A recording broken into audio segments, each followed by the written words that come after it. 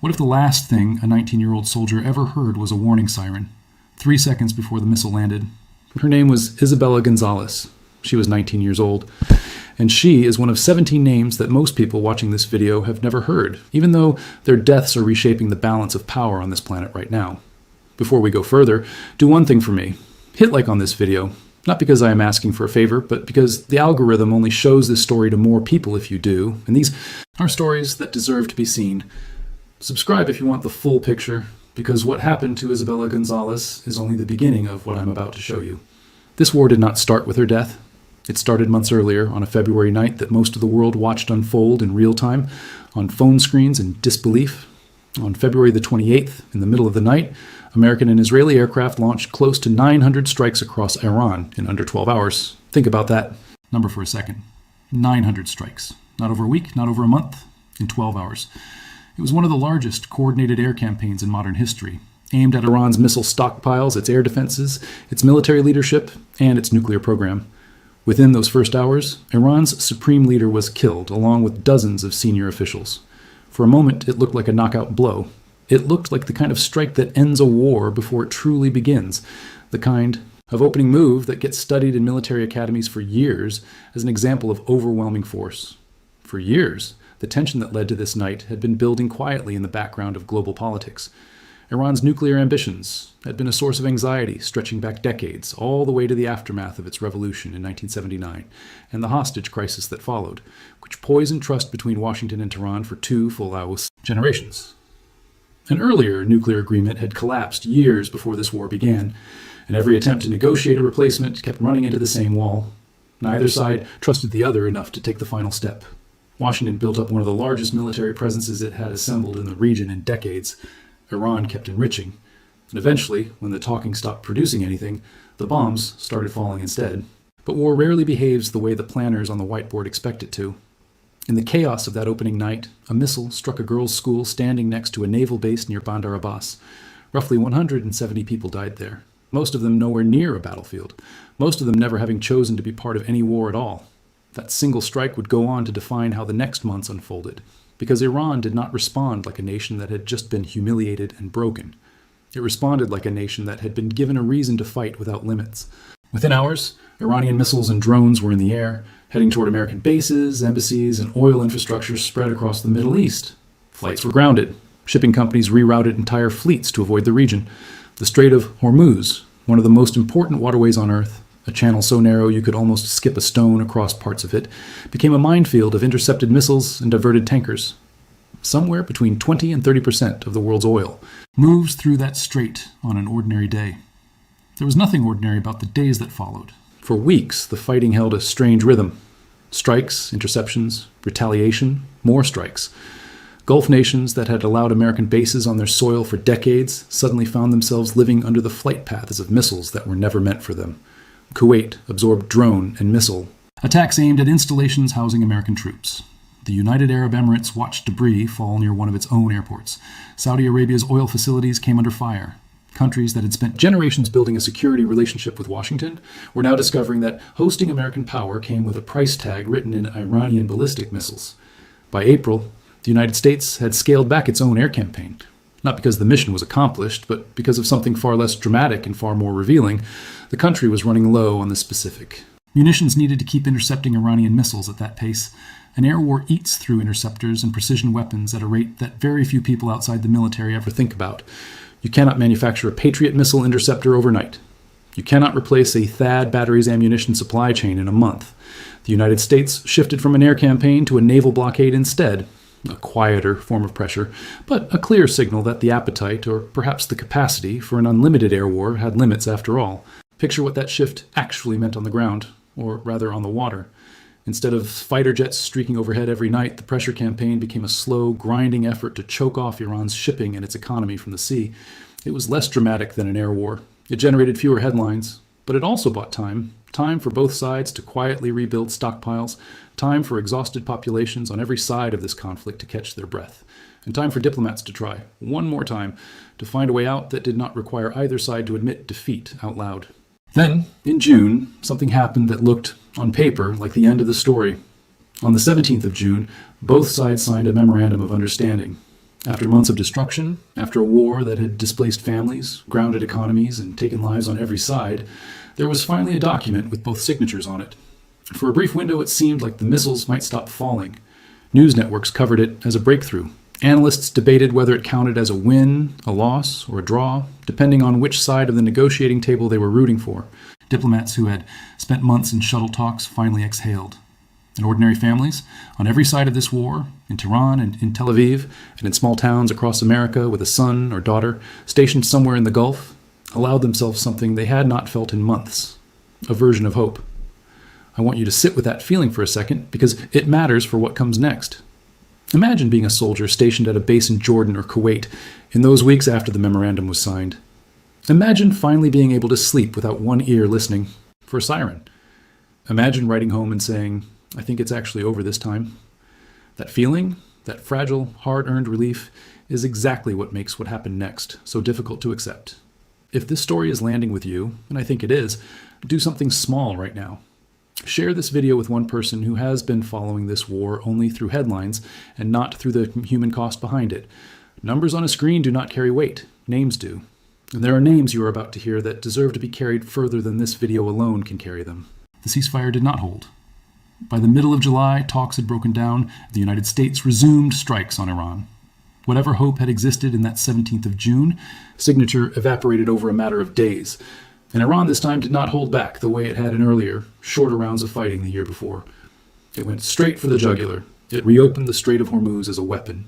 It resumed missile and drone strikes against American positions across the region, night after night, in a campaign that would eventually stretch past a week without pause. This is where Isabella Gonzales enters the story, and this is where I need you to slow down with me, because what happened to her, and to the men who died alongside her, is not a statistic. It is a Friday.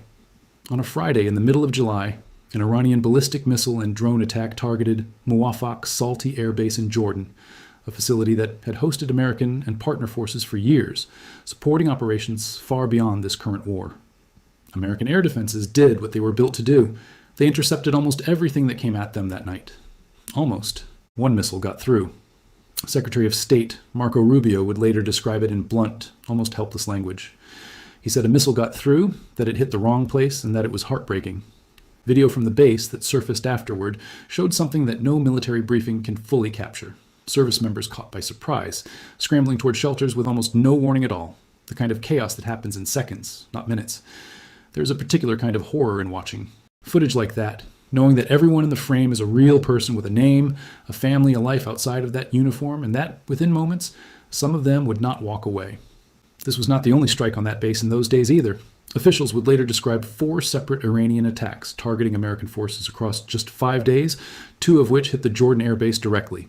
It raised uncomfortable questions that military officials were forced to answer in public. Had the missile defense systems failed to intercept the incoming threat, or had they simply failed to detect it in time? Neither answer is comforting if you are the parent of a soldier stationed there. Isabella Gonzales was 19 years old from Carrollton, Texas. She was a private, one of the youngest ranks in the entire United States Army, the kind of age where most of her graduating class back home was still figuring out community college schedules or their first apartment. She died that Friday, defending against the very attack that took her life. She was not alone. First, Lieutenant Tyler James Feehan, 25 years old from Iwa Beach, Hawaii, was killed the following day, Saturday, in the continuing fallout from the same wave of attacks on that base. And a third soldier, Sergeant Angel Rampersad, 28 years old, from Ozone Park, New York, was initially reported missing. For days, his family did not know if he was alive, wounded, or gone. The uncertainty of that waiting is its own kind of cruelty, a limbo that most of us will never have to survive. Eventually, the Pentagon confirmed what his family had likely feared.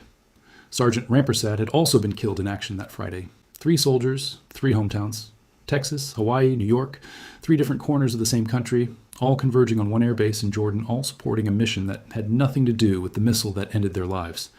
They were part of the Army Air Missile Defense Command, supporting Operation Inherent Resolve, the long-running mission against ISIS that has continued. Quietly in the background of American military presence in the region for years, they were not fighting Iran. They were not deployed for this war at all, not originally. Their mission was about a different enemy entirely, one that had nothing to do with Iran. And yet a ballistic missile fired from hundreds of miles away found them anyway, in the middle of a conflict that had nothing to do with why they were sent there in the first place. Somewhere in Carrollton, Texas, there's a family that will never again see Isabella Gonzales walk through their front door. Somewhere in Iwa Beach, Hawaii, there is a family that had to learn their son, a first lieutenant, a young officer who had people under his command, was not coming home either. And in Ozone Park, New York, there's a family that lived through the worst kind of waiting there is, days of not knowing, before finally receiving the confirmation no family ever wants. Take a moment, if you need to, before we keep going. And if this video has made you feel something, do not let that feeling disappear the second the video ends. Comment below with the name of a service member you know personally, or one whose story has stayed with you. This channel exists because stories like this deserve more than 15 seconds on a feed before the algorithm moves on. Let's make sure it doesn't. Because here's the hard truth. Isabella, Tyler, and Angel were not isolated. Their deaths sit inside a much longer, much heavier pattern that has been building since the day this war began. Go back to March. 6 American service members were killed in an Iranian attack on a base in Kuwait that same month. Also in March, 6 more were lost when a refueling aircraft crashed in Iraq, a tragedy tied to the broader chaos and operational strain of a region at war, even when the direct cause was not enemy fire. Their names were released by the Department of Defense. John Klinner, 33, Ariana Savino, 31, Ashley Pruitt, 34, Seth Koval, 38, Curtis Angst, 30, Tyler Simmons, 28, 6 lives, 6 families, 1 aircraft. In that same stretch of fighting, 1 American service member was killed in an Iranian strike on Prince Sultan Air Base in Saudi Arabia. By the time reporters were adding up the toll in the 3rd week of July, the total number of American military personnel killed since this war began had reached 17. 17 names, most of which will never trend, most of which most of us will forget by next week, unless we choose not to. Think about the sheer geography of that number for a moment. Kuwait, Iraq, Jordan, Saudi Arabia. This is not one battlefield. This is an entire region, a chain of bases stretching across multiple countries, each one a potential target, each one home to service members who signed up for a mission that, in most cases, was never supposed to look like this. The refueling crash in Iraq alone took 6 lives in a single incident, a stark reminder that in a war zone, even routine operations, the unglamorous work of keeping aircraft fueled and flying, carry a level of danger that rarely makes headlines until something goes wrong. And here is what makes this different from wars fought in the past. This is not a slow bleed over a decade. This is not a single tragic incident that dominates the news cycle for a week and then fades. This is a compressed, relentless campaign, missile exchanges happening almost nightly, casualties accumulating in a matter of months rather than years. By the time the ceasefire collapsed in July, the United States Central Command reported conducting strikes on Iran for 8, then 9 consecutive nights in a row. Nearly 100 American troops were reported injured across just a 2-week stretch in that period alone. 17 dead is the number we can count. It does not count the ones who came home with injuries that will follow them for the rest of their lives, the traumatic brain injuries, the burns, the nights that will never feel fully safe again. So why does this keep happening? Why, months after the opening strikes killed Iran's own supreme leader, does Iran still have the ability to reach American bases across an entire region and land missiles on them? The answer lies in a piece of military math that sounds boring until you understand what it actually means. Precision interception is expensive and finite. Every Patriot interceptor, every THAAD round, every layer of missile defense protecting an American base costs enormous amounts of money and takes real time to manufacture and resupply. Iran, on the other hand, has spent years building and stockpiling large numbers of ballistic missiles and drones specifically because it understood it could never match American air power directly. Instead, it built a strategy around volume, around cost asymmetry, around forcing the United States to spend $250,000 interceptor to stop a missile that costs a fraction of that to build and launch. That math does not favor whoever has the fancier weapons. It favors whoever can keep firing the longest. And that is exactly the trap the United States found itself walking back into in July, after already having scaled back its own air campaign once back in April, because it was running low on the very munitions needed to keep this kind of defense sustainable. There is an old military phrase for this problem, the idea that quality without quantity eventually loses to quantity without quality, given enough time. It sounds cold when you say it in a strategy briefing. It sounds very different when you understand that quantity, in this case, means enough interceptors in the sky on the one night a missile happens to get through the one night. That turned into a Friday in Jordan that a family in Texas will never forget. Every defense planner in Washington understood this trade-off in theory long before this war started. Understanding it in theory and living through it in practice turned out to be 2 very different things. And this is precisely why the pattern of ceasefire, collapse, and renewed strikes keeps repeating itself instead of resolving cleanly one way or the other. Neither side has the clear, overwhelming advantage that would force the other into unconditional surrender. The United States has vastly superior technology, but a finite and expensive supply of it. Iran has a much larger, cheaper stockpile, but nowhere near the precision or reach to match American air power directly. What you end up with is not a war that either side can decisively win. It is a war that both sides can survive, just barely, for months at a time, at a cost measured in exactly the kind of names we have already spoken tonight.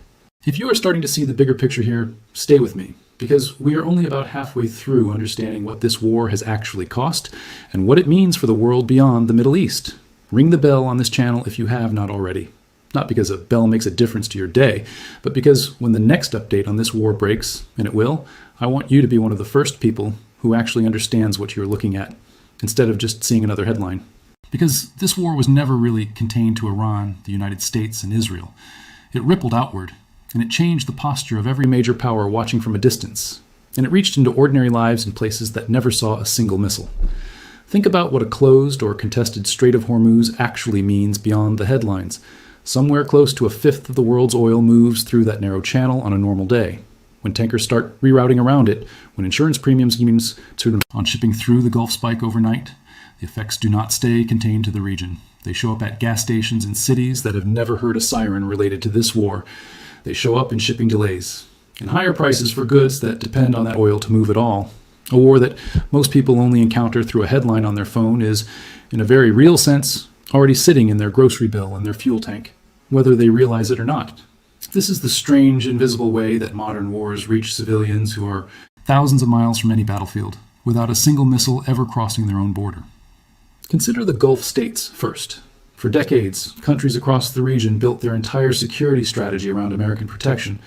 Bases on their soil, weapons purchased from American manufacturers, a security umbrella that assumed the United States could and would defend them if things ever escalated. This war tested that assumption in the most brutal way possible, in real time, with real missiles. Kuwait absorbed strikes meant for American forces stationed there, including an attack on a makeshift operations center near a civilian port that killed both American and Kuwaiti service members in the same incident. The United Arab Emirates saw debris fall near a civilian airport after intercepting hundreds of missiles and drones over just a few weeks, a level of sustained bombardment that would have been unthinkable to most people living in the Gulf only a year earlier. Saudi Arabia's oil infrastructure came under direct fire, the same infrastructure that helped set fuel prices for half the planet. These are countries that discovered, almost overnight, that being allied with American power did not make them safer.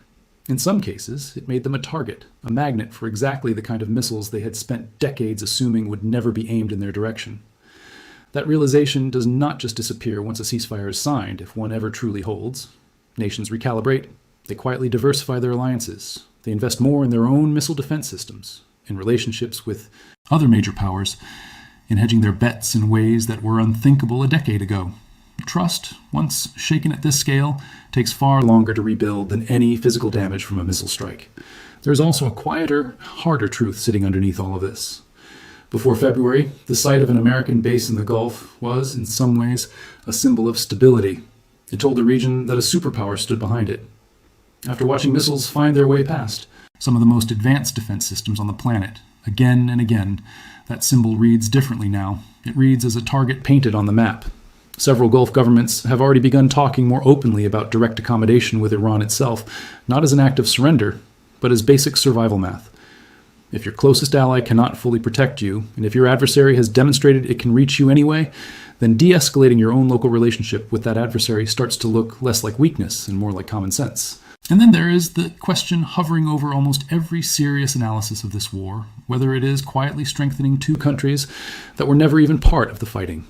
China and Russia have deep, well-documented interests in seeing the United States bogged down in a prolonged Middle East conflict. Every dollar, every munition, every unit of political attention spent on Iran is a dollar, a munition, and a unit of attention not spent preparing for strategic competition in East Asia or in Eastern Europe. It costs China nothing to watch this play out from a distance. It costs Russia nothing either. Both nations have their own reasons to want the United States exhausted, stretched thin, and distracted, and a war of this length and intensity in the Middle East does exactly that. This is not a conspiracy theory. It is basic strategic logic that any serious military planner in Beijing or Moscow would recognize immediately. A rival power, spending its precision interceptors, defending air bases in Jordan and Kuwait, is a rival power that has fewer of those same interceptors available if a crisis erupts somewhere else on the map. A war, even a war fought thousands of miles from your own borders, still drains a finite pool of resources, attention, and political capital. There is a version of this conflict that plays out entirely off camera, in the form of intelligence sharing, in the form of technology quietly changing hands, in the form of trade routes that continue moving despite the chaos around them. None of that requires a single Chinese or Russian soldier to set foot near this war. It only requires patience and the willingness to let two rivals exhaust themselves while you watch from a safo. Distance. That is not a new strategy. It is one of the oldest strategies in the history of great power competition, and it is playing out again, right now, while most of the public attention stays focused on the missiles themselves rather than on who benefits from them being fired. We are almost at the heart of this story now, and I promise you, the final piece is the part that keeps military analysts up at night. Before we get there, do me one more favor, and this one is different from the others. Turn on notifications for this channel, not for this video, for the next one. Because the story of this war is not finished, and I have a feeling the hardest chapter is still ahead of us. Because underneath everything else, underneath the bases, the interceptors, the diplomatic memorandums, there is Israel. And there is the question that this entire war was supposedly fought to answer in the first place. Did the strikes that began on February the 28th actually stop Iran's nuclear program? The honest answer, based on everything that has happened since, is deeply uncertain. The initial goals of this war were sweeping. Regime change inside Iran, the elimination of Iran's capacity to enrich uranium, the destruction of its ballistic missile arsenal, the severing of its support for allied militant groups across the region. Each one of those goals on its own would have counted as a historic achievement. Together, they represented one of the most ambitious sets of war aims any American administration had set in the region in a generation. Months later, and after 17 American service members have already given their lives, none of those goals has been fully achieved. Iran's government did not collapse. Its missile production has clearly continued, given that it is still launching coordinated multi-wave attacks on American and allied bases as of this summer. And there remains real, documented uncertainty about how much of its nuclear capability actually survived those opening strikes back in February. For Israel specifically, that uncertainty is not an abstract policy question. It is existential. Israel has stated, repeatedly and publicly, that a nuclear-armed Iran represents the single greatest threat to its survival that it can imagine. Israel's own civilian population has already lived through months of Iranian missile strikes reaching deep into its cities, a level of direct exposure to this war that most Americans, watching from thousands of miles away, will never fully understand. That kind of sustained personal exposure to danger changes how a country calculates risk. It shortens the distance between caution and desperation. If the diplomatic path continues to collapse the way it did in July, and if doubts about Iran's remaining nuclear capacity continue to grow, there is a genuine and sobering possibility that Israel could eventually consider extreme measures to prevent Iran from crossing that final threshold, on its own, independent of whatever Washington decides to do next. That is not a comfortable sentence to say out loud. It is also not an exaggeration of where serious analysts believe this could be heading if the current cycle of ceasefire and collapse repeats itself again. And if that moment ever arrives, everything you have just heard about 17 soldiers and 9 consecutive nights of strikes would suddenly look like the opening chapter of a much longer, much darker book. Which brings us to the question everyone watching this video is probably asking by now: where does this actually end? The honest, unglamorous answer is that wars like this rarely end with a clean, decisive victory for either side. They end with exhaustion. They end when the cost of continuing outweighs whatever pride or political need there is to keep going. The United States is heading toward a midterm election, and no administration wants to walk into that election still fighting an open-ended war with no clear resolution and a rising death toll of young Americans like Isabella Gonzales. Iran, for its part, has already demonstrated that it can sustain this kind of asymmetric pressure campaign for months, absorbing enormous civilian losses of its own, reported in the thousands by its own health ministry, while still finding a way to keep missiles in the air. Neither side is winning in the way wars used to be won, with a flag raised over a capital and a surrender signed on the deck of a battleship. This is a war measured in smaller, grimmer units, interceptors remaining in inventory, barrels of oil rerouted around a blocked strait, consecutive nights of strikes, soldiers wounded, soldiers killed, somewhere in the Pentagon and somewhere in Tehran. Officials on both sides are almost certainly running the same calculation, quietly asking how much longer their own side can absorb this pace before public pressure, economic strain, or simple exhaustion forces a change in course. Some version of another memorandum, another ceasefire, another fragile pause, is probably still the most likely outcome eventually. But if the pattern we have already watched play out once in June and July repeats itself again, that pause will not be permanent either. It will simply be the quiet before the next Friday, the next base, the next name we did not know a week earlier and cannot forget a week later. That is the part of this cycle that should trouble anyone paying close attention. A ceasefire that collapses once is a crisis. A ceasefire that collapses twice becomes a pattern. And a pattern, once it repeats, tends to keep repeating until something fundamental changes. Either a genuine shift in what both sides are willing to accept, or a level of exhaustion so total that neither side has anything left to keep fighting with. Right now, it is genuinely difficult to say which of those two outcomes is closer. What is not difficult to say is that every week this cycle continues, the number 17 is not guaranteed to stay at 17. And that, more than any missile count or strategic analysis, is the part of this story that deserves to stay with you after this video ends. Wars are described in numbers because numbers are easier to process than grief. 17 dead, nearly 100 injured, 9 consecutive nights of strikes.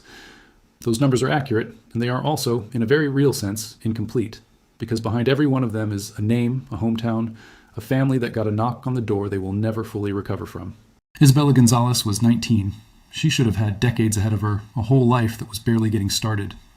Tyler Feehan was 25, a first lieutenant carrying responsibility for the people under his command, the kind of young leader whose soldiers likely trusted him with their own lives.